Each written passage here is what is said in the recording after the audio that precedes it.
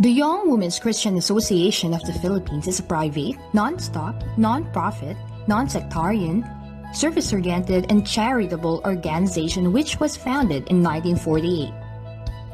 YWCA aims to develop the physical, social, intellectual, moral, and spiritual well-being of women and girls in accordance with the Christian ideals for which the movement is deeply rooted. The goal of the YWCA are to bring about quality of life, to develop women as change leaders and members in body, mind, and spirit, to engage in selfless Christian service, and to empower women and girls in dynamic partnership with men and service groups toward total transformation. The Young Women's Christian Association is founded in 1855 by Emma Roberts and Lady Mary Jane Kinnaird. These two agreed to consolidate their efforts for a common cause during the Crimean War. In the Philippines, a similar interest group, the Time Investment Club, founded in 1921 under the leadership of Mrs. Felicissima Vargas Barca, became the nucleus of the YWCA movement in the country. The first YWCA was officially organized in October 1926, which is the YWCA of Manila. Its first honorary president was Mrs. Aurora A. Quezon. This was followed by the organization of YWCAs of Baguio and San Pablo, thus the need to have a national organization. Dr. Jose Fajar Martinez was the first chairperson of the provisional board who worked on the establishment of the YWCA of the Philippines. And on February 14, 1948, the YWCA of the Philippines was formally created with Dr. Flora Ilagan as the first national president. The YWCA of the Philippines was admitted as a corresponding member of the World YWCA during the World Council meeting in Nanchao, China in 1948 and was taken in as an active member at the World Council meeting in Beirut, Lebanon in 1951. It is linked with other national YWCA in about 100 countries around the world through the World YWCA, whose headquarters is in Geneva, Switzerland. The YWCA is at work in the Philippines through groups such as YBODS, who is elementary school girls, Y Teens organized in secondary school, Student Y organized in colleges and universities, Young Professional and the Adult Ys. There is also the Community Youth Club, whose members either be in school or out of school. The YWCA of the Philippines has over 20 local associations all over the country and serves over 50,000 people through these local associations. Local Association from Northern Luzon, Local Association from Southern Luzon, Local Association from Visayas Region, and Local Association from Mindanao. YWCA leadership headed by Mrs. Lilia A. Farinas, National President, Ms. Marla May A. Baez, National Youth Coordinating or NYCC President, and Mrs. Nerissa B. Liena, National Executive Director. YWCA of the Philippines legal mandate. Affiliated with World YWCA. Programs and services are accredited by the Department of Social and Welfare and Development. We partner with other organizations like YMCA, GSP, NCWP, Renewable Energy Coalition, PhilCADSA, FAWA Philippines. Our local association partner with DepEd, CSWDO, and other entities.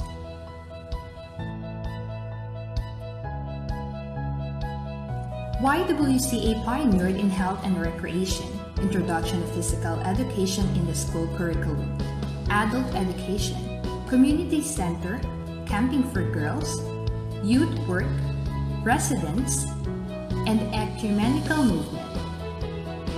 Here are the YWCA strategic actions and accomplishments.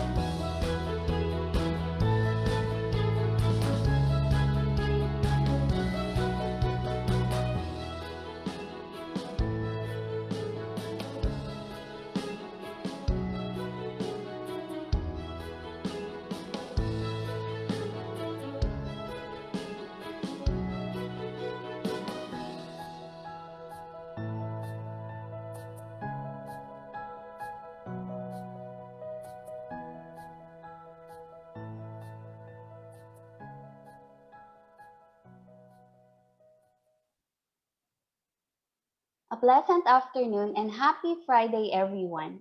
The YWC of the Philippines welcomes you once again on the continuation of the week-long Why Talk webinar series in observance of the World YWCA Week Without Violence started last Sunday, which focused on the impact of COVID-19 in the community.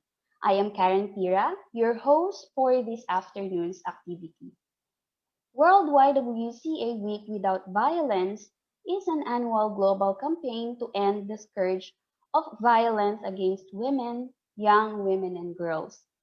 Throughout the week, activities focus on raising awareness, promoting attitude change, and enabling individuals and organizations to begin positive actions towards ending violence in their communities.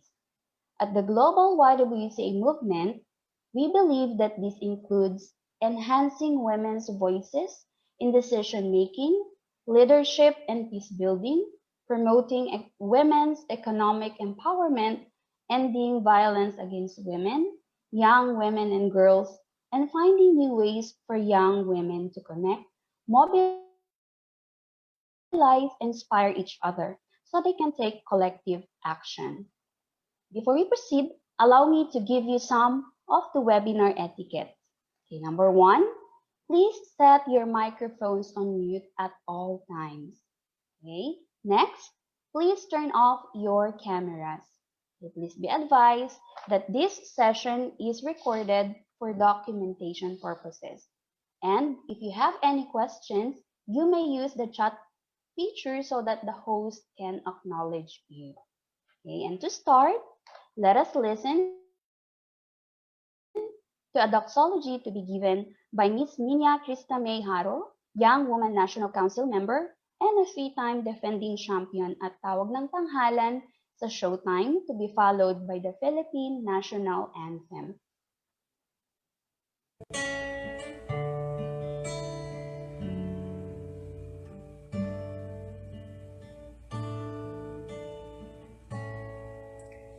Awitin ko man lahat ng awit sa mundo, hindi kayang ilarawan ang kadakilaan mo.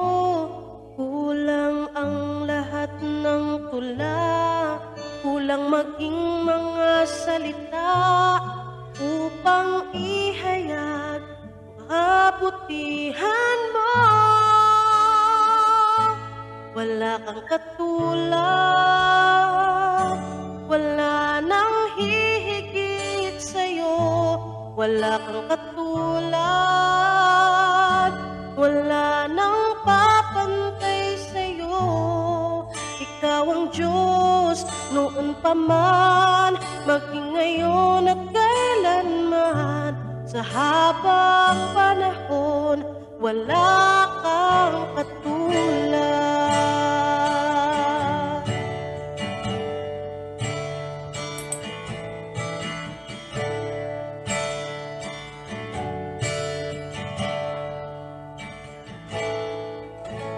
Awitin ko man lahat ng awit sa mundo, di kayang ilarawan ang kadakilaan mo. Kulang ang lahat ng tula, kulang maging mga salita upang ihayag ang kabutihan mo. Wala kang katulad, wala nang hihigit sa'yo. Wala kang katulad, wala nang papantay sa'yo. Ikaw ang Diyos noon pa man, maging ngayon at kailanman. Sa habang panahon, wala kang katulad. Wala kang katulad, wala nang hihigit sa'yo. Wala kang katulad, wala nang papantay sa'yo. Ikaw ang Diyos noon pa man, maging ngayon at kailanman. Sa habang panahon, wala kang katulad. Sa habang panahon, sa habang panahon, sa habang panahon, wala kang katulad.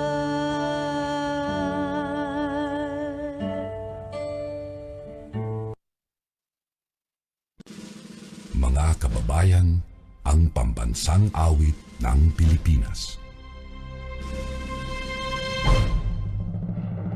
Kayang mag-ibig, telas ng silanganan, alam ng puso, sa dikit mo'y buhay. Upang hinirang, kuya ka ng mag-ibig, sa manlulupin, di ka pasisigil, sa nagagang tutok sa simoy at sa langit mong pagaw, ay hinatang tulad, awit sa pagkayang minamahal. Ang isang ng matawad mo'y tagumpay na nagtitigil, ang bituin at araw niya kailan pa may di matitigil. Luma ng araw ng walhabing pagsinta, buhay langit sa piling mo. Ang inigaya ng pagkay mga api, at mamatay ng dahil sa'yo.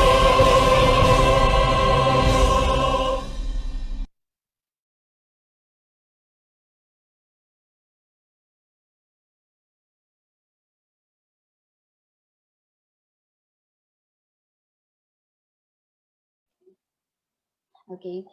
To give us a welcoming remark, may I call on the NYCC President, Ms. Marla May A. Baez.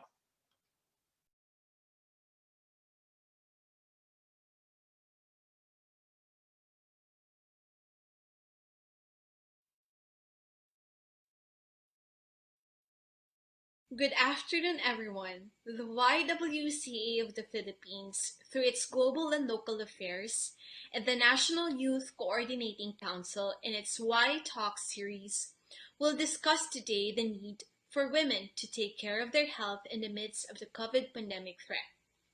Now that we have suddenly shifted our activities within the midst of our home, it is mandatory to attain and maintain a good nutritional status to fight against the virus. As such, we are currently exposed to having a more sedentary lifestyle due to being unable to go outside of our homes.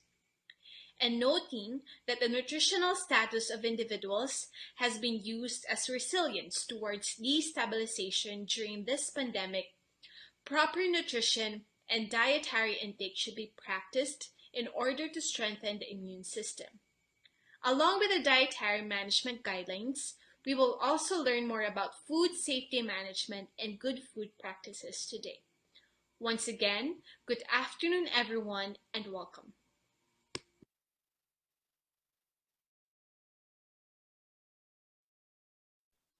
This activity will not be completed without the participation of our guests and participants. So first, we'd like to acknowledge the members of the National Council.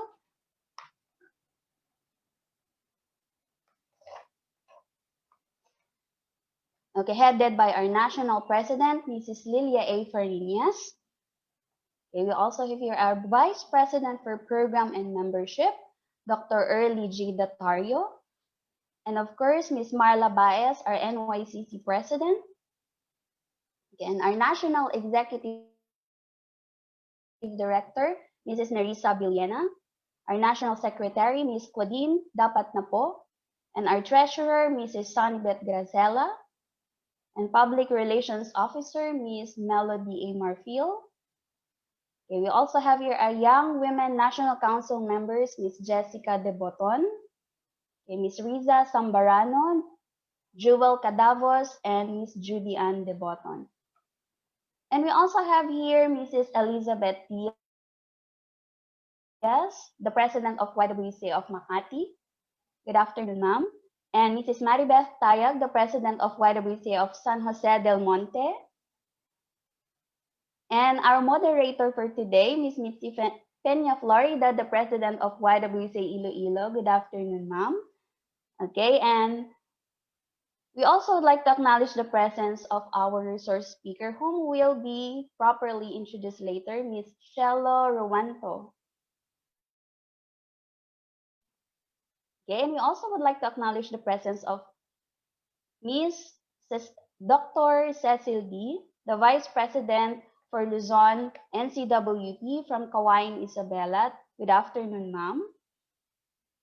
Okay, and we also acknowledge the representatives from different YWCA local associations of the YWCA Philippines, YWCA of San Pablo, YWCA of Makati, the YWCA of San Jose del Monte, YWCA of Rojas City, and the organizations and schools participated in today's activity.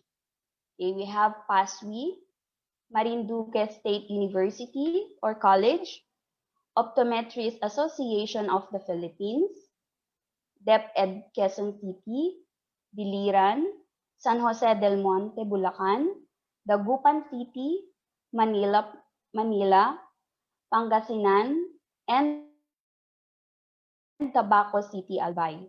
Okay, we also have here UP Manila, Paris Miki Philippines, Centro Escolar University, Vision Rehabilitation and Development Center, Ernesto Rondo High School, Quezon City, DBM-NCR, Essentia Medical Group, DRRMO Makati City, DOH Mega DATRC, the King's College of the Philippines, Baguio, and the Tanay Ladies Association, Tanay Rizal, Stillwater's Educamp Academy, Calapan, PAGCOR, Zamboanga Chonghua High School, and Jose Reyes Memorial Medical Center, Bukidnon State University, LGU de Paculao Aurora, and NCWP, and RPHA Bawang La Union. Okay. And Children International Incorporated, Manila. Okay, thank you so much for coming and for sharing with us your time. Today is the fourth day, and we are thankful to all the learnings that we gained from our great speakers since Tuesday.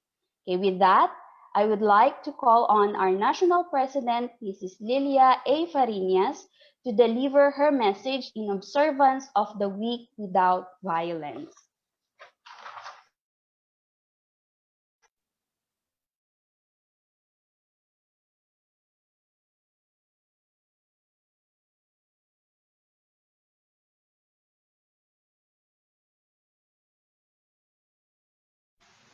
A beautiful and blessed day to everyone.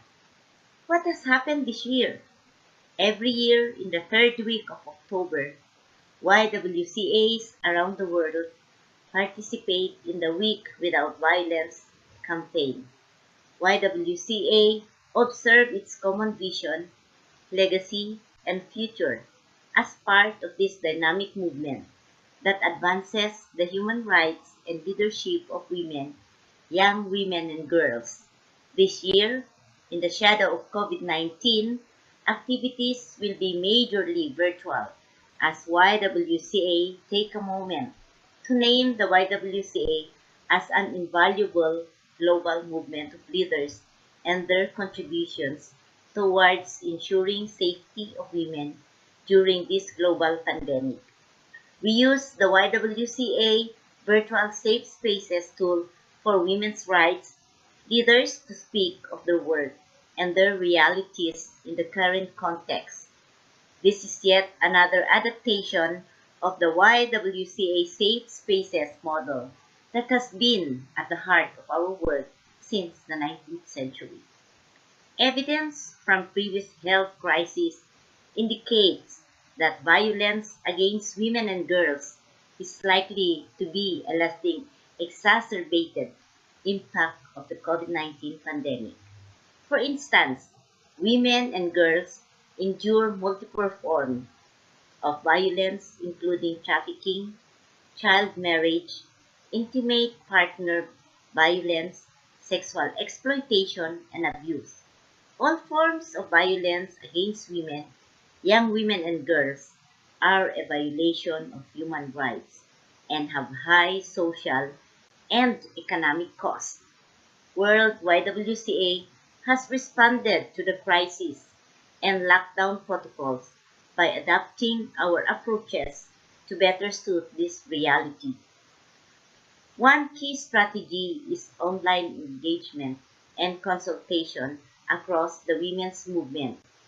In the series of consultations with the YWCA members, friends, and supporters, it was evident that creating awareness and advocating on COVID-19 pandemic and its impact on gender-based violence is the need of the hour in order to progress towards elimination of violence against women, young women and girls, in order to ensure the impact is as minimal as possible. The world is in the middle of a pandemic that has magnified and exposed the glaring inequalities that the human rights sector has been amplifying for a long time. The gendered impact of the pandemic have invoked analysis on women's rights and how it manifests during this period. African women, for instance, are experiencing two pandemics with Kenya, recording 3,954 schoolgirls becoming pregnant during the 6-month lockdown period. Women and girls are bearing the brunt of the pandemic and are taking extra labor in the form of unpaid care work as they are the default caregivers, leaving them at a greater risk of sexual violence, gender-based violence, and at a greater mental health risk. The World Health Organization has called for the need to make commitments to scale up investments in mental health as well as in the wake of the pandemic and begin addressing the historic neglect of mental health. YWCAs are at the front of this battle. The YWCA of the Philippines, true to its trust of providing reliable information, is holding several online activities that touches on the spiritual, mental, and physical welfare of women and girls. Last month, we conducted the Zoom Bible class and the mental health awareness, and today, we are focusing on gender-based violence and issues of women's health, which is the concern of many women working from home and girls and young women with their online classes and use of virtual platform to go by with the new normal. We trust that these online forums provide you with awareness and practical application in your life. Let us all be together to say no to all forms of violence, be it done to women. Let us say no to all forms of violence committed to all God's creation. Thank you.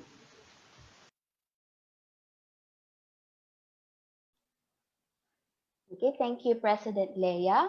And now to introduce our resources speaker for today, may I call on the National Council Public Relation Officer, Ms. Melody I. Marfio.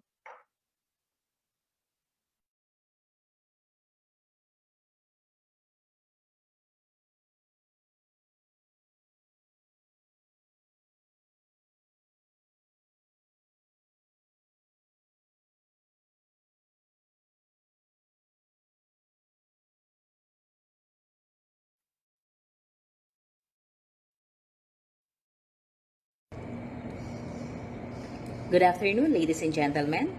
It's a pleasure for me to introduce our speaker today, who is going to talk to us about plant-based nutrition. This is a subject in which we should all be deeply interested because it will tackle our health, especially this pandemic season. Our speaker, her various achievement, aside from being a consistent honor student since elementary, She's also an academic scholar and Dean's Lister. She also competed in Palarong Manila and Palarong NCR as a medalist. She's an active varsity scholar in a swimming team. She graduated cum laude at Emilio Aguinaldo College, holding a bachelor's degree in nutrition and dietetics, major in culinary arts. She had attended various seminars and training for her to be equipped being nutritionist and dietitian. Although she's still young, she had a wide experience being part of Manila Medical Center as a registered nutritionist dietitian.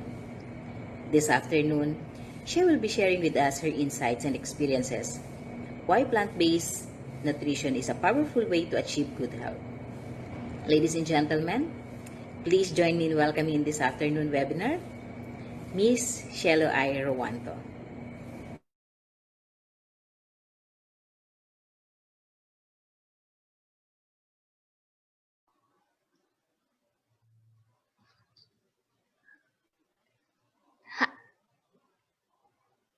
Sorry.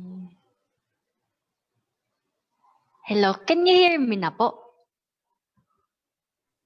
Yes po. Okay na, ma'am. Nakikita niyo yung Yes po, we can presentation hear you. ko po, ma'am. Hindi pa po. Sorry. Yung presentation, ayun, sige. Hindi pa po. Naka-share screen ako, sorry.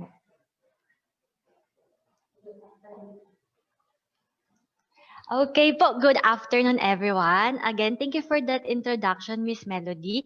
My name is Cielo Ruanto po again, and I'm a registered nutritionist dietitian at Medical Center Manila. And this afternoon, I was assigned to discuss a topic about plant-based nutrition. Okay, so napaka-timely po ng ating topic for this afternoon kasi syempre panahon ngayon ng pandemic and most of us is baka hindi na natin naaalagaan yung health natin since syempre na-enjoy na natin yung time natin sa bahay. Tapos aminin, may makita lang tayo something online na bagong recipe, parang gusto na natin kaagad siyang itry, di ba? Tapos, dagdag pa dyan, scroll-scroll ka lang since nasa bahay tayo, nakakalimutan na natin mag-exercise, and at the same time, nakakalimutan na natin yung alagaan yung health natin. So, actually, kahit sa center po namin is madami ngayon yung mga pumupunta at binabanggit nila na talagang tumaas yung blood sugar nila and yung cholesterol nila and yung mga blood lipids nila kasi kung ano-ano na yung nakain nila since nung nag-lockdown. And because of that, maiba naman tayo ngayon. This afternoon po, we're going to discuss about plant-based diet. So ngayon, aalamin natin kung ano nga bang ibig sabihin ng plant-based diet natin. Of course, we're also going to identify its health benefits, some of its general concerns kapag mas madaming gulay na yung kinakain natin, ano nga ba yung mga pinaglalaban or mga nire-raise na concerns ng ibang tao. And of course, aalamin natin yung mga additional tips na pwede natin itry if ever man na tayo ay nagpa-plan na mag-start ng plant-based diet or nagpa-plan na tayo na magbago ng eating habits natin ngayong pandemic. Okay, so before tayo mag-start, i-compare muna natin. Maybe now you are wondering what a plant-based diet is. So is plant-based diet the same as what we call as vegan diet? O baka naman ang plant-based diet natin is the same sa vegetarian? Or maybe our plant-based diet is different in its own special way. Okay, so let's discuss what a vegan diet is muna. So when we say vegan kasi, these are the consumers who totally eliminate animal products both in their diet and in their personal care. So meaning to say, hindi sila nag-i-include na karne, yung mga pork, beef, chicken, and wala din silang dairy, so yung mga milk, yung mga cheese, hindi yan kasama. And even in their personal care, so for example, sa damit nila, they shun the idea of using clothes na made of leather o kaya naman silk and even sa mga nila products nila, kunyari yung makeup, dapat wala yung honey flavor or honey na ingredient, tas walang silk powder. Yon. Ang bottom line natin, pag sinabi nating vegan is no animal products sa lahat. When we say vegetarian naman po, on the other hand, pwede pa natin siyang i-subclassify. So, meron tayong tinatawag na lacto-vegetarian. So, from the word lacto, which means milk, ibig sabihin sila yung mga consumers na bukod ko sa pagkain ng gulay is also nag-i-include din ng milk. Meron din tayong tinatawag na ovo-vegetarian. So, from the word ovo, which means eggs. So, bukod sa gulay nila, is kumakain din sila ng itlog. And of course, meron tayong tinatawag na lacto-ovo-vegetarian na ang ibig sabihin po is bukod sa mga gulay nila, kumakain sila ng milk at ng eggs. So, ibig sabihin, no meat products pero pwede silang mag-dairy. However, when we say plant-based diet po kasi, it is not a diet of restriction. So, meaning to say, it is more sustainable. Kasi you can still enjoy the food items na usually yung kinakain as long as it is made from natural and whole food ingredients. So, ibig sabihin, less processed tayo. Of course, same siya sa naunang dalawa. Nagpo-focus pa rin tayo sa pagkain ng mostly plants. So, andyan yung mga gulay natin, mga grains, fruits and veggies. And of course, hindi siya katulad din ng dalawa na totally mag-a-avoid na tayo ng meat. Ibig sabihin, you have the free will to include meat sa diet or totally avoid it. So, ang bottom line po kapag naka-plant-based diet tayo is ang meat ninyo magsiserve lang siya as a condiment or as a side dish. So, lang siya, supporting role lang natin siya sa diet. Hindi siya yung pinaka-ulam natin palagi. So, ibig sabihin nun, it is more flexible. So, since ito pong diet na to is nagfo-focus sa kung ano yung mga dapat natin kainin at hindi sa mga kung ano ang dapat natin tanggalin sa diet, we can therefore say that this is a diet of inclusion. It is not an all or nothing approach. And since you have the free will, depending on kung ano yung nakikita yung convenient for you or yung magsusut para sa family nyo, we can therefore say that it is a diet that is tailored for you. Okay, so now let's look at some journals before tayo pumunta sa mga benefits at saka sa kung ano nga ba yung makukuha natin kapag kumain tayo ng plant-based diet. Okay, so here we have a journal about the review of a plant-based diet sa pag-prevent at sa pag-treat ng heart failure natin. So dito, diniscuss kasi kung ano ang effect ng pagkain ng meat natin at ng fruits and vegetables sa risk ng pagkakaroon ng heart failure. And they found out na kapag mas mataas daw ang consumption natin ng ating karne, mas mataas din yung risk na magkaroon tayo ng heart failure. Another thing na diniscuss is yung pagkain daw ng fruits and vegetables natin. So, nakita nila na there was a 20% decrease in heart failure plus meron pang additional na mga benefits na katulad ng pagpapababa ng inflammation and nakakapag-improve ng functional capacity kapag mas mataas yung pagkain natin ng mga gulay at ng prutas. Okay. So, bakit kaya? Ano bang meron sa plant-based diet natin? Bakit kaya ganoon na lang yung nagiging effect niya sa sa management ng heart failure? So, yan. Ang plant-based diet natin ay mataas sa fiber, sa magnesium, sa potassium, sa certain antioxidants, and at the same time, mababa siya sa saturated fat and trans fat. So, therefore, we can say na maganda siya para maiwasan ang pagtaas ng blood pressure, ang hyperglycemia o pagtaas ng blood sugar, maiwasan ng obesity, yung pagtaas ng mga lipids natin, and of course, pwede rin makakapagpaiwas din siya ng atherosclerosis. Okay. So overall, ang discussion sa journal na to or sa article na to is that ang plant-rich diet natin could lower heart failure incidence and its severity. Okay. So here po, meron tayong second na article. So ito naman is about the effectiveness of plant-based diet in the management of our type 2 diabetes. So ang nakita dito is that ang plant-rich diet daw is great in the management of diabetes and of course, makakapag-improve pa to ng LDL, cholesterol, and triglycerides natin. Yan. Okay. So review tayo. Ano ulit yung mga makukuha natin by eating a plant-based diet? So number one, ang plant-based diet natin is of course rich in fiber.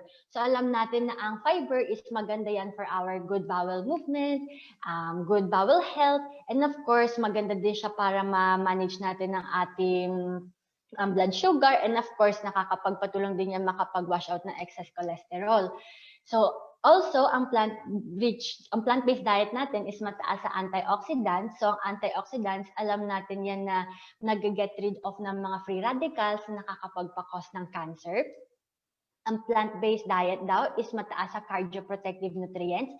So, from the word cardio, which means heart, ibig sabihin nun is maganda siya or madaming mga nutrients na makukuha natin sa mga gulay natin and fruits na makakapag-protect sa heart. Of course, it is rich in vitamins and minerals na pwede makapagpa-cause ng pagtaas ng immune system natin, especially ngayon sa case natin na pandemic. And of course, it is also low in saturated fat and sodium. Okay, so with that, we can therefore say or we can therefore enumerate the benefits of plant-based diet. So of course, ang plant-based diet natin is great para ma-manage natin ang heart disease. Maganda din ito para maiwasan ng obesity. Of course, maganda ito para sa management ng ating diabetes. Mapaprevent niya ang stroke, ang pagtaas ng blood pressure, and of course, ang pag-elevate ng cholesterol. Not only that, because mataas nga po ito sa antioxidants, makaka-prevent din siya ng cancer. And because mataas sa vitamins and minerals, makakapag-increase ng immunity.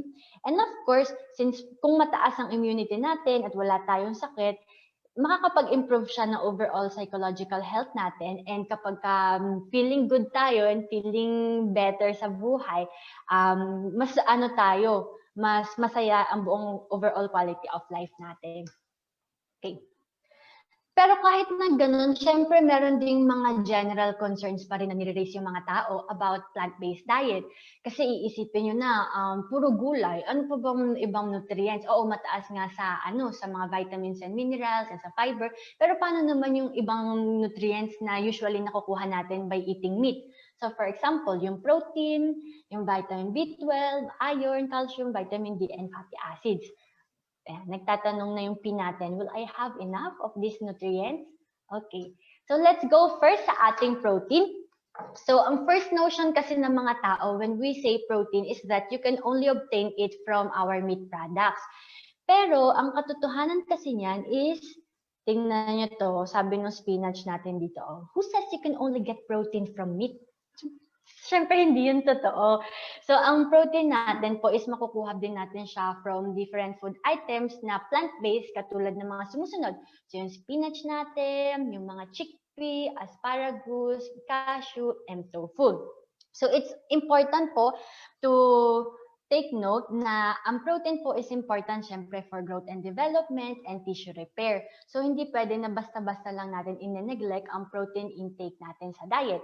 So what you can do is, of course, you can include the following food items sa diet natin. So yung mga whole grains, yung mga corn, oats, wheat, of course, our nuts, and of course, yung mga beans and legumes natin. So mga red beans, soybeans, split bean, Roman bean. Okay. Now, when it comes with iron naman, syempre ang iron natin is needed po to transport oxygen sa blood. And some of the sources na makukuha natin or from plant-based food is itong mga chia seed, cabbage, spinach, yung mga kidney beans natin, soybeans, and quinoa. So it's important to take note din po na when it comes sa iron naman, ang iron kasi is may dalawang klase yan. Meron tayong iron na nakukuha sa meat, which yung tinatawag nating heme iron. So, spelling po is Heme, and meron ding non-heme iron. So, yung non-heme iron, yun yung mga types ng iron na kukuha natin sa vegetables. And hindi katulad ng mga iron na nakukuha natin sa meat, hindi silang madaling ma-absorb sa katawan. So, ang pwede natin gawin is to partner your plants or your plant-based food ninyo with your vitamin C. So, anong pwede niyong gawin? For example, kunyari may cabbage kayo sa sa menu ninyo. Pwede kayong magpiga ng calamansi or ng lemon, or you can partner it with your fruit na rich in vitamin C katulad ng ating orange, para mas ma-increase yung absorption ng ating iron sa katawan at para maiwasan ninyo ang iron deficiency. Okay.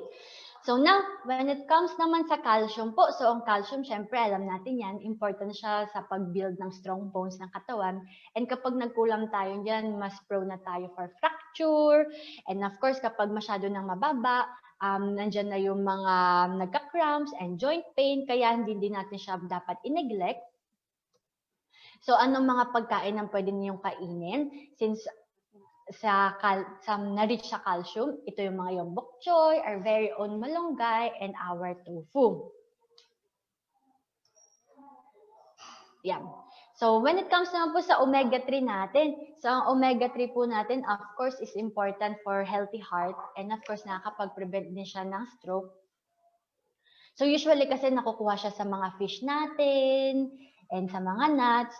So, ang pwede po natin gawin kung hindi kayo mag-i-include ng mga food items na katulad po ng mga nandito, walnut, canola oil, ground flaxseed, is pwede naman po kayong mag-supplement. Pero mas maganda kung mag-a-add na din kayo ng mga nuts, mga ground flaxseed, kahit sa mga salad. Yan. Yan.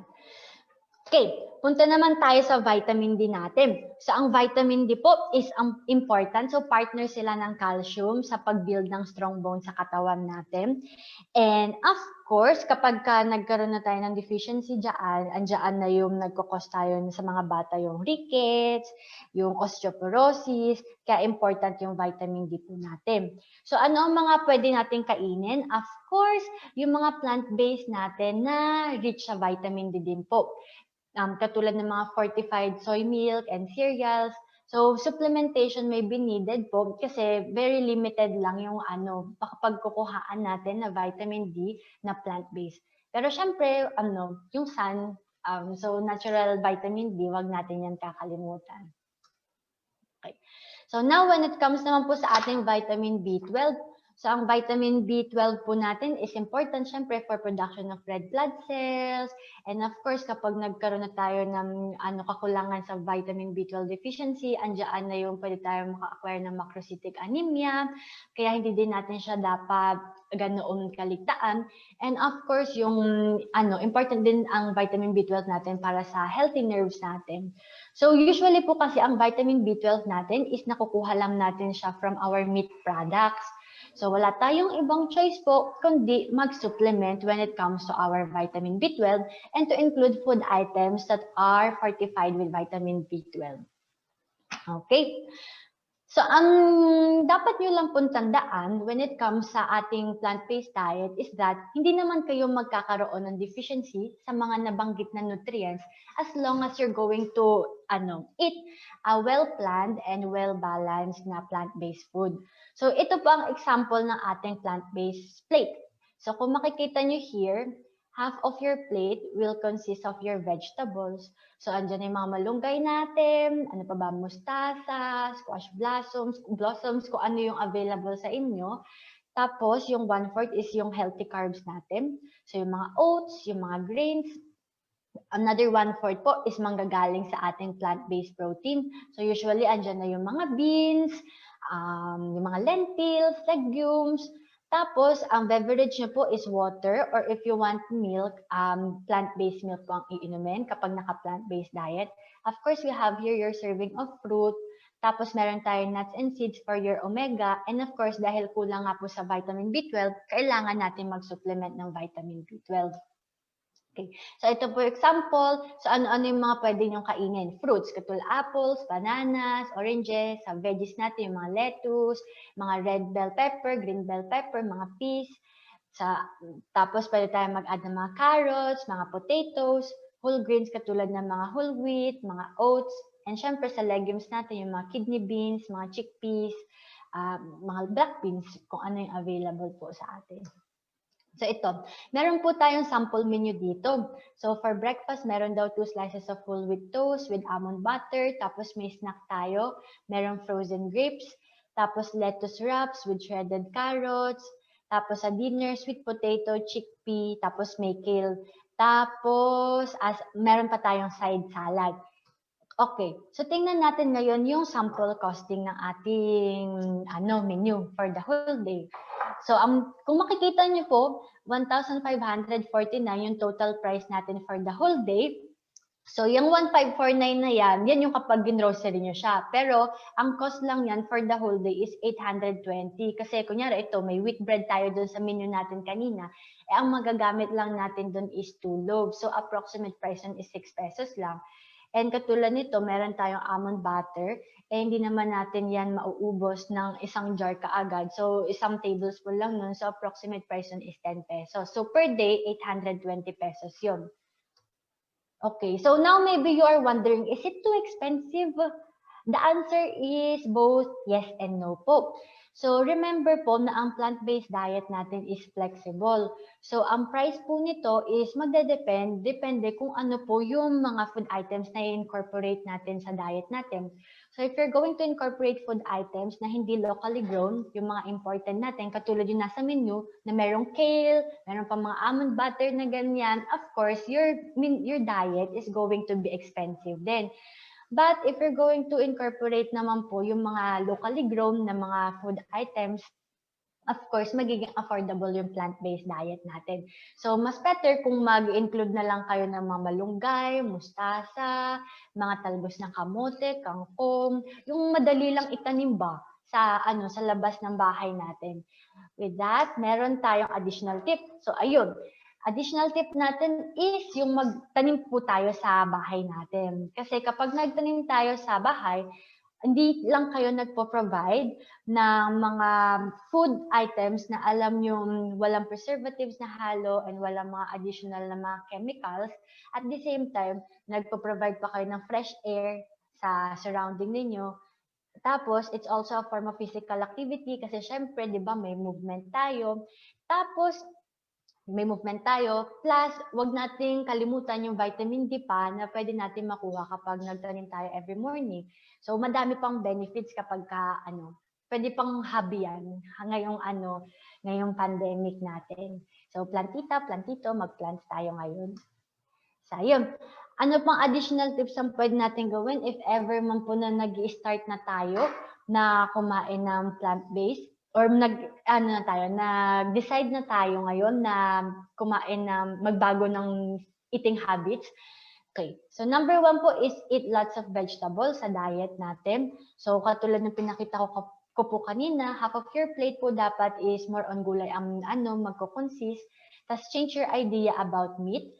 So, imbis na mag-iisip kayo kung anong uulamin ninyo ngayong araw, ang gagawin niyo po is mag-iisip kayo ng ng meat na uulamin nyo ngayong araw. Ang iisipin nyo po ngayon is anong gulay ang uulamin nyo ngayon at ano naman po yung ipapartner nyo na meat doon sa vegetable natin na yun. So, supporting role lang po ulit ng ating mga karne.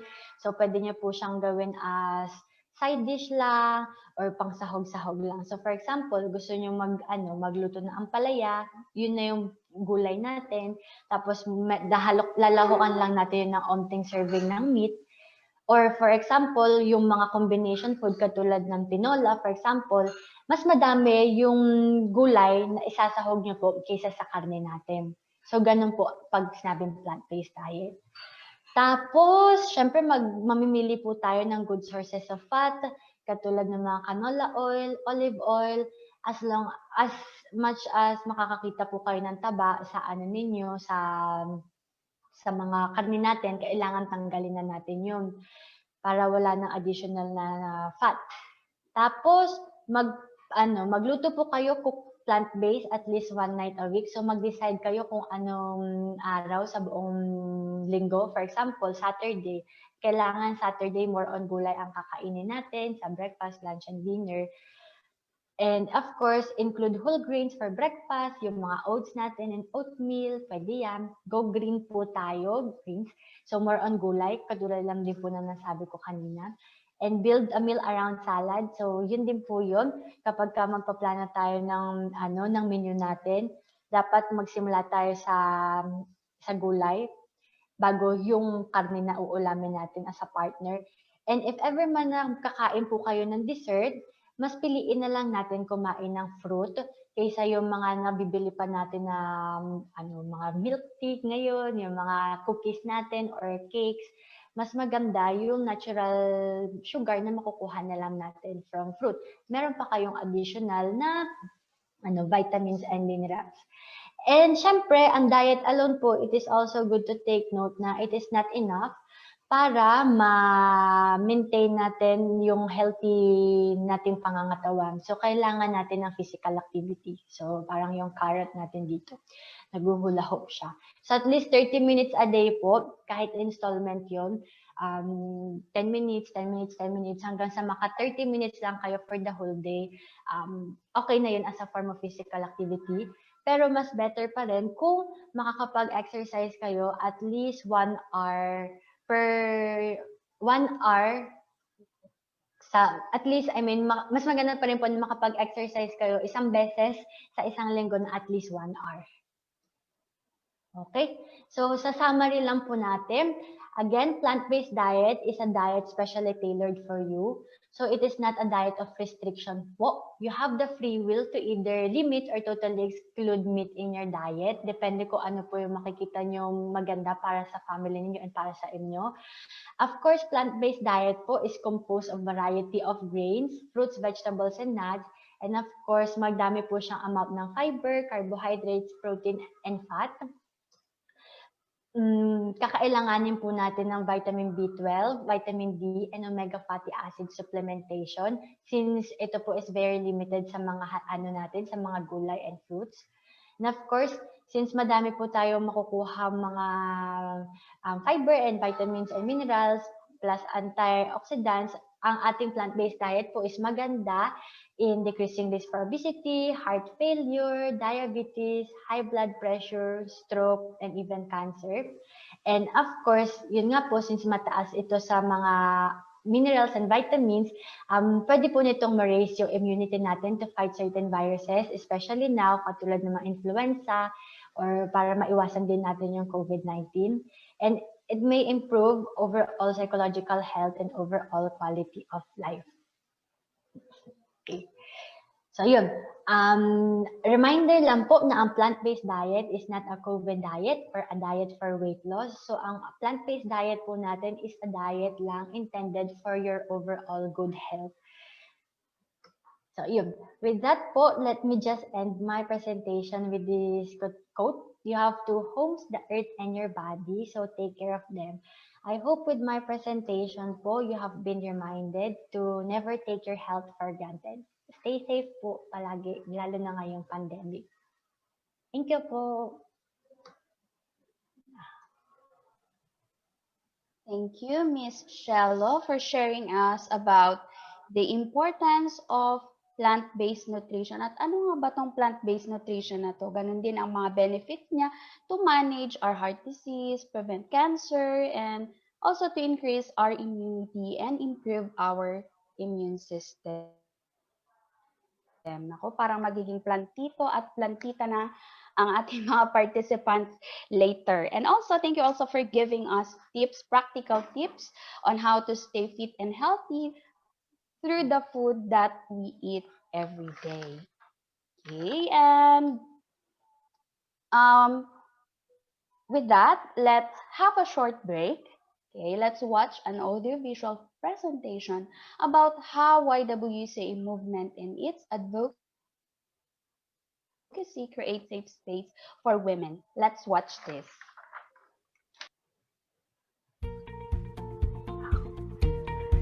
Parang feeling ko dami ito. As part of a movement with more than 150 years of experience working directly with women and girls, the YWCA movement aligned its program and activities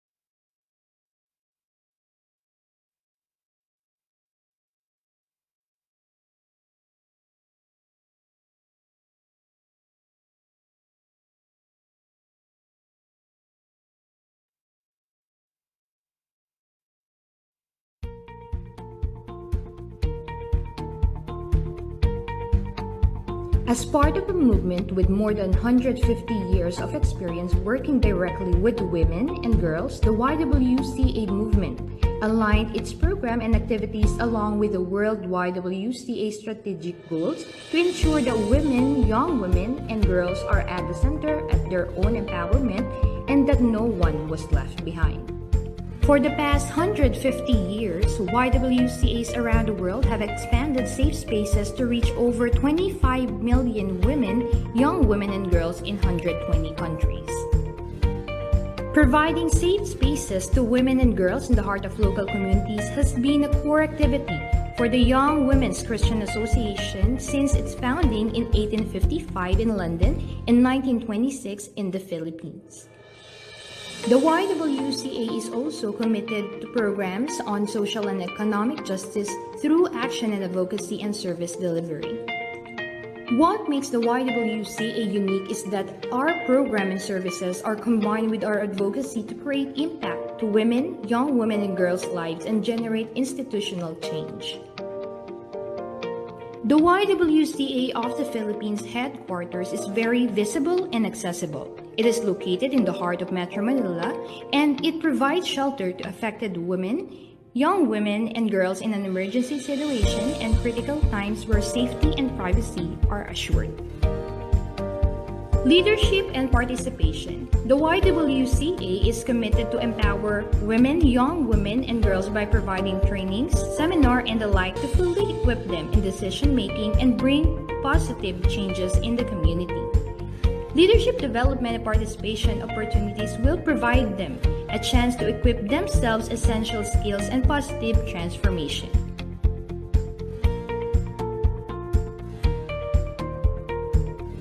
Accurate and reliable information. Young women and girls trust the association because of reliable data and information that they can acknowledge and agree on. Reliability is considered as one of the good assets of the association, especially in disseminating information that are verified and true from trusted resources to protect women and young women to be a victim of violence in a virtual setting. What's very important for Christians to understand is it's not a question of you not praying or not praying enough. This is an actual sickness, and I want you to understand that you are not being punished by God. We are here to preserve the life of people. Yung mga tao nilidepress, yung mga tao may sakit. So, alam niyo po, kapag nagbigay tayo ng hope, mas humahaba ang buhay ng taong may sakit. Mas lalo silang gumagaling. Hindi because of the medication. It's because of the hope, the love that we are giving sa mga taong may sakit. Wala pa po talagang nag-drugs na gumanda ang buhay. So bakit ka magagamit? Learn from that lesson. And if you want your future to become brighter, say no to sand, smoking, alcohol, and drugs. But just say no.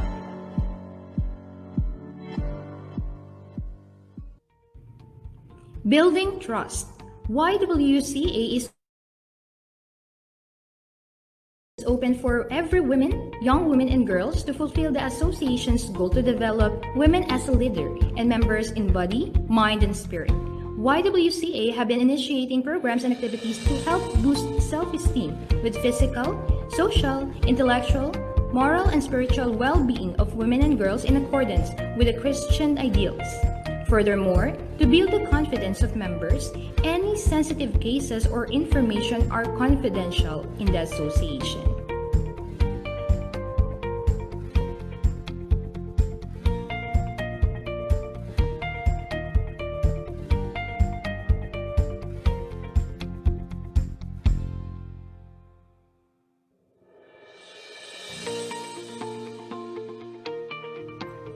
Holistic approach. YWCA have been providing support to women, young women, and girls not just on mental, social, physical, emotional, but most especially their spiritual well-being.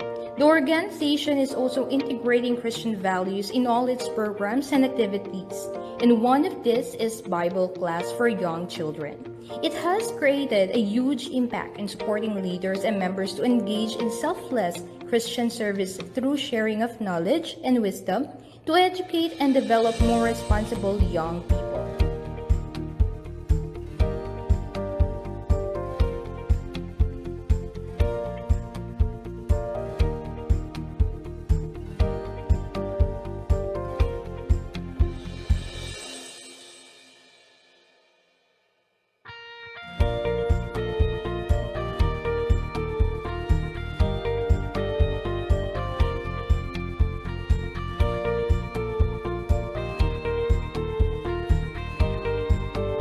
Intergenerational cooperation.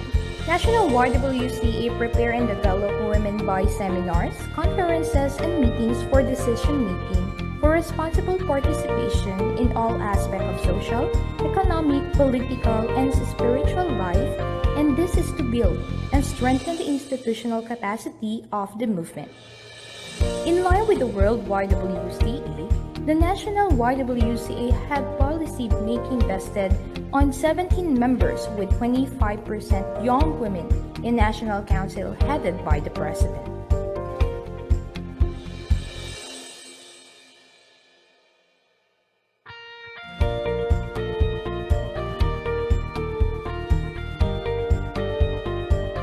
Dignity and respect. YWCA provides opportunities to young women leaders to involve and participate in local and international trainings, conventions, and conferences to develop their knowledge and strengthen their leadership skills.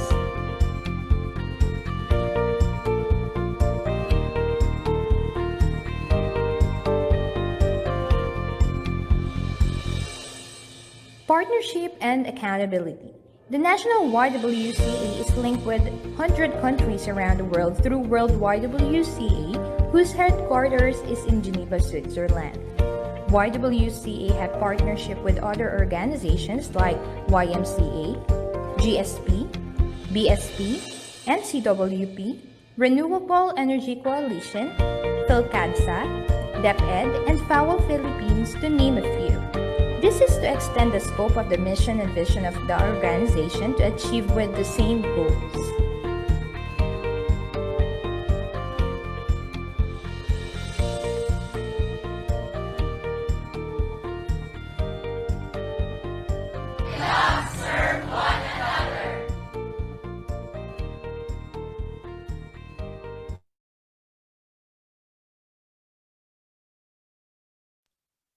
Okay, indeed, the YWCA has been moving forward in creating safe spaces through its programs and services, of course, not only to women, but also to families, especially during this pandemic season. Okay, I'd like to encourage everyone to please type in your comments to our speaker in our Zoom chat box or comment in our FB Live.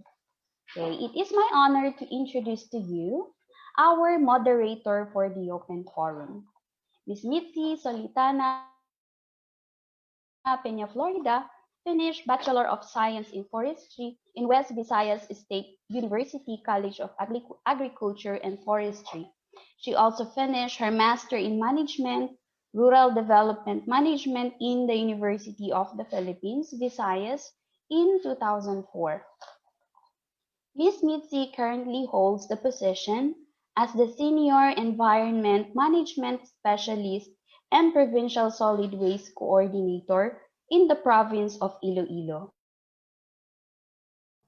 Her commitment to restore, maintain, preserve, and protect the environment, not only in the province of Iloilo, is commendable. Some of her recent achievements are the following. She conceptualized and prepared proposals for the watershed protection rehabilitation, upland development project, solid waste management, and coastal resource management to cover the mangrove reforestation and beach forest establishment in the province of Iloilo. She also prepared the provincial 10-year solid waste management plan of Iloilo province from 2017 to 2026 and approved by the National Solid Waste Management Commission last December 6, 2018. Ms. Mitzi also attended various seminars and trainings in both local and international, such as Waste Management for Sustainability in Thailand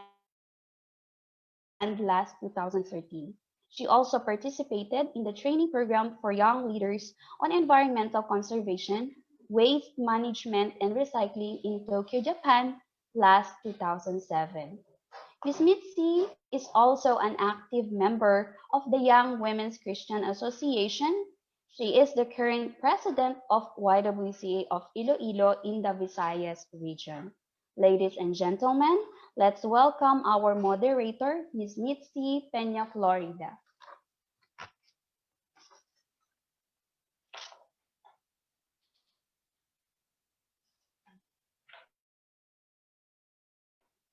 Ma'am,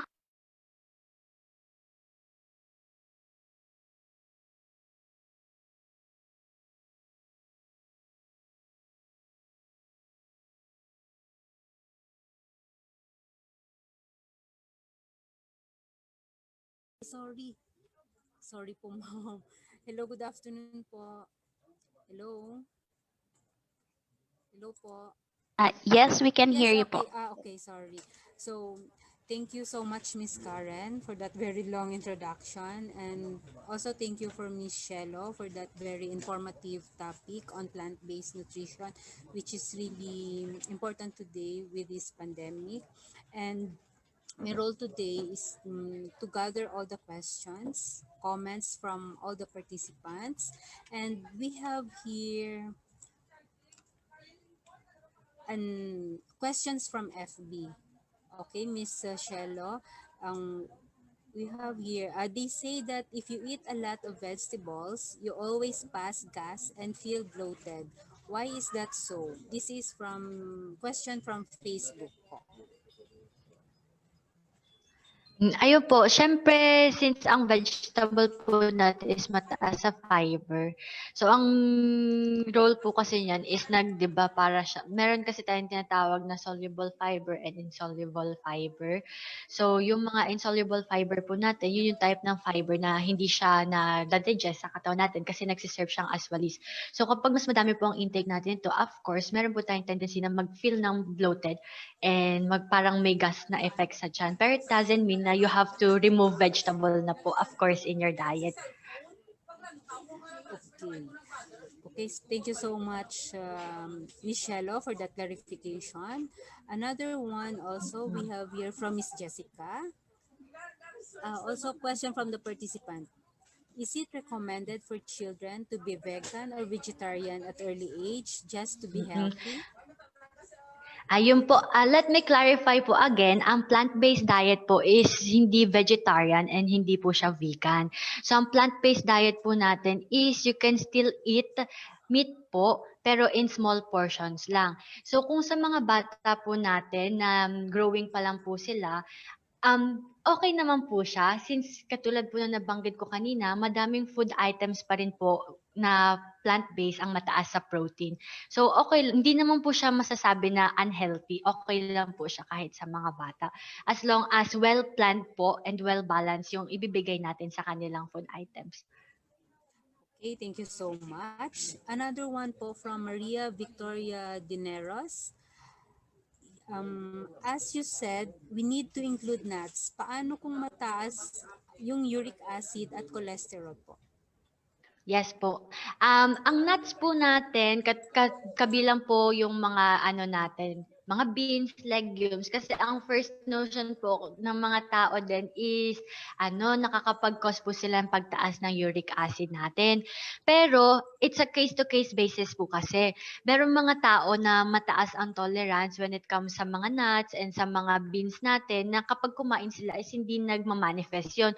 Actually, dun sa recent lecture din po na na-attendan ko before is nabanggit din yon na ang purine, yung purine po is yung mga nagkakos na uric acid, yung gout natin, is naman, ang mga purine na makuha natin from gulay and yung mga nuts natin is hindi naman po siya ganoon nakaka-affect ng pagtaas ng uric acid unlike yung mga makakain natin from meat. So, okay lang po siya when it comes to our cholesterol kasi ang mga nuts naman po natin is omega po ang nandoon. So, katulad na nabanggit ko, good for the heart po ang omega natin. Mga omega-3 from nuts. Okay, thank you so much. Of Another course, one po. wag lang din po madami. Okay, dapat lang siya, ang ano ba yan? Yung controlled lang yung kinakain natin. Opo. Measured. Okay. Another one we have here from Miss Mercy Omaking. What is the negative effect of not eating animal meat or animal-based food? You mentioned the good side of avoiding meat and also the good side of eating vegetables. What is the negative effect of not eating animal meat or animal-based food? Ayun po, nabanggit ko din po kanina, yon na ang plant negative effect of not eating animal meat or animal. Ayun, kasi nga po, meron tayong mga certain food or mga nutrients na makukuha by eating meat. So, katulad ng mga ano natin, protein na mataas, yung vitamin B12. Sorry po.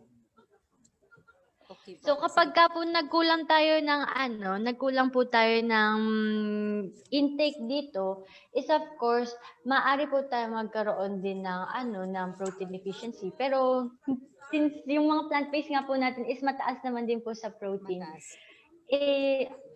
Madami din po mga gulay natin ang mataas sa protein. Hindi naman po siya ganoon magkakaroon ng bad effect. Ng deficiency. Okay. So meron tayong Opo, alternative kung deficiency. kung kulang yung meat base natin, meron pala dun sa vegetables na as alternative which is more healthier than the meat.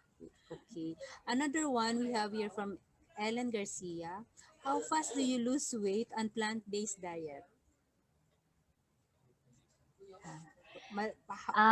Ayun po, nabanggit ko din po ulit na ang plant-based diet po is hindi naman siya for diet for weight loss. At ang pag-lose po natin ang pag-lose po ng weight is depende po yan sa tao. So kung halimbawa po is kain lang tayo ng kain ng plant-based nga po, wala namang form of physical activity, and hindi din po natin ma-achieve kaagad yung tina-target ninyo na weight loss. So depende po yan. It's a case-to-case basis pa din po sa tao. Okay. For me siguro kahit plant-based or meat-based, kailangan naka-measure yung kinakain natin, yung tama lang. Diba? For Yes our po. health. Kasi naka-compute po kasi yun depende sa calorie per tao. Calorie, yes. So kung depende po sa physical activity. Okay, so thank you so much, Miss Cielo. So meron pa po ba tayong additional na questions, tanong for Miss Cielo? Any clarifications, concerns from the participants?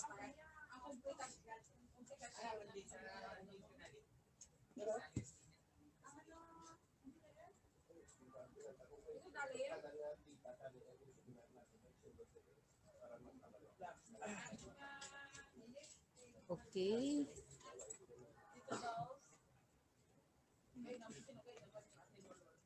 Meron pa po bang mga tanong from the participants?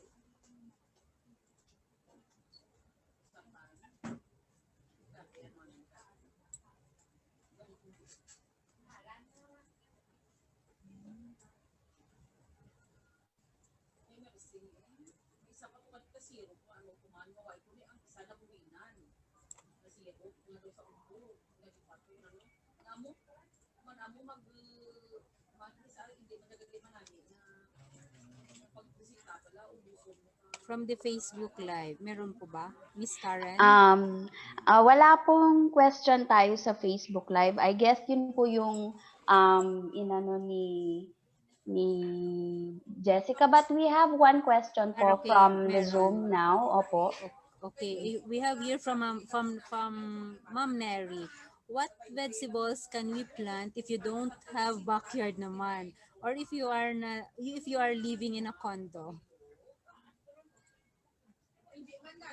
What vegetables daw Meron po? po kayong mga nabibili ng mga seeds ngayon. Kahit yung mga tomato, o kaya mga herbs and spices po yung mga herbs, mga basil, mga oregano, yun, pwede po yun. Yung mga, ano pa ba?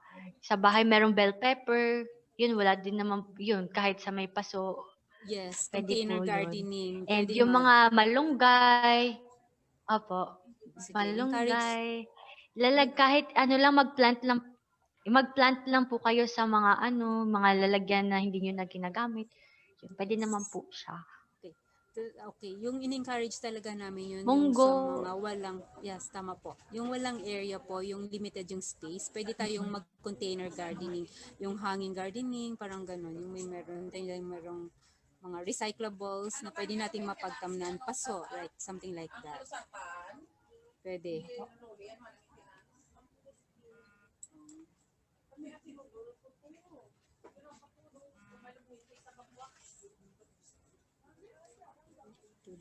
Okay, so I guess, wala na po tayong questions. So thank you so much po, Miss Cielo and Miss Mitzi, for your efforts in answering all the questions from our participants in Zoom and in our Facebook Live. And now let's proceed to the presentation of tokens and gifts to our speaker and our moderator. May I call on our National Executive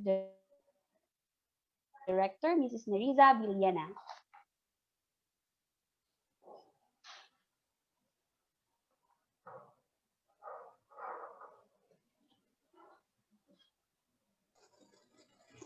Hello, Karen. Hello, Miss Mitzi, and of course, Michelle.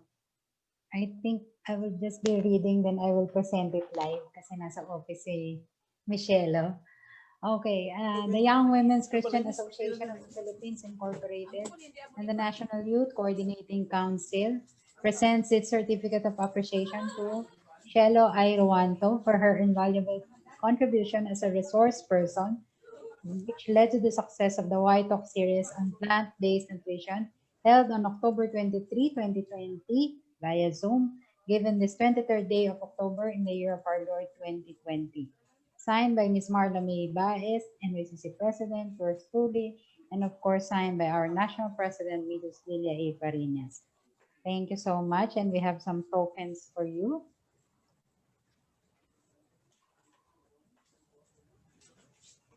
Andiyan na ba yung token? Asan mo mag-aabot ng token? And of course, we'll be giving you the YWCA Gift of Faith book. This is a YWCA Philippine story. And as a woman, as a young woman actually, very qualified si Michelle sa category ng young women. We shall be giving you the National Associate Membership by recognition from the YWCA of the Philippines National Council. You will be now part of the YWCA family. Anyway, sabi nga, varsity daw ng swimming, si Michelle. Incidentally, she trained. Isa sa mga pinuntahan niyang swimming pool ay ang YWCA swimming pool. So, thank you so much. Okay. So, nandiyan na po, parating na po sa inyo ang inyong token. Thank you, Mom. Live. And of course, the YWCA pin. Thank you and welcome to the YWCA family. Especially the NYCC is rejoicing to have a young woman like you giving this kind of talk to our wires and the other participants. Incidentally, we have a big group from Marinduque State College yata yun, na kanina pa nag-chat sa Facebook at sa Zoom. Thank you so much. Next is our certificate of appreciation to our moderator. YWCA of the Philippines and the NYCC presents a certificate of appreciation to Ms. Mitzi S. Peña Florida for her invaluable contribution as a moderator, which led to the success of the White Talk series on plant-based nutrition held on October 23, 2020 via Zoom, given this 23rd day of October, in the year of our Lord 2020. Signed by Ms. Marla A. Baez, President, NYCC, yours truly, and signed National President, Mrs. Lilia A. Parinas. Thank you so much, Ms. Mitzi, for gracing this afternoon's activity all the way from Iloilo City. Siguro nakaisip ako ng isang topic, no? Kasi yung background ni Ms. Mitzi, nasa waste recycling, marami pong ginawa sa Iloilo si Ms. Mitzi. And doon sa YWCA camp, project po namin yan. So baka yung susunod na webinar natin, si Ms. Mitzi na ating resource person. Okay po. All the way from Iloilo. Okay po, Ma'am. Thank you. And back to you, Karen. Okay, so please don't go away because after this, we will have another set of load giveaway. So now let's proceed to the next part of our program. May I call on the National Council Secretary, Ms. Claudine B. Dapat na po. Good afternoon. On behalf of YWCA Philippines, we would like to express our gratitude for our speaker for this afternoon session, Cielo Ruanto, who shared her knowledge, expertise, and guide on plant-based nutrition. For a mother like me, we really wanted to learn on how we can provide our children proper nutrition. In this time of pandemic, truly our health is our wealth. And healthcare happens in our table. Our kitchen is a laboratory and our pantry is a pharmacy. Simply, plant-based diet is a powerful way to achieve good health. Again, thank you, Michelle, for this wonderful discussion and sharing. And to all our speaker in previous uh, White Talk webinar series. We also like to thank all of you who participated and joined us, whether via Zoom or Facebook Live, and being with us on our celebration of YWCA Week Without Violence. We hope you learned and be able to share the information, updates, and wisdom of this Why Talk webinar series. Thank you, stay safe, and God bless us all. Thank you, Miss Claudine. Okay, so again, we would like to invite you to join us again on October 28. Meron po tayong webinar on cleaning tips to disinfect your home against COVID. Ayan po, tingnan niyo po sa screen. And if you need more details, you can visit po the YWCA Philippines official Facebook page. Okay? And we hope to see you again, and stay safe, and God bless us all.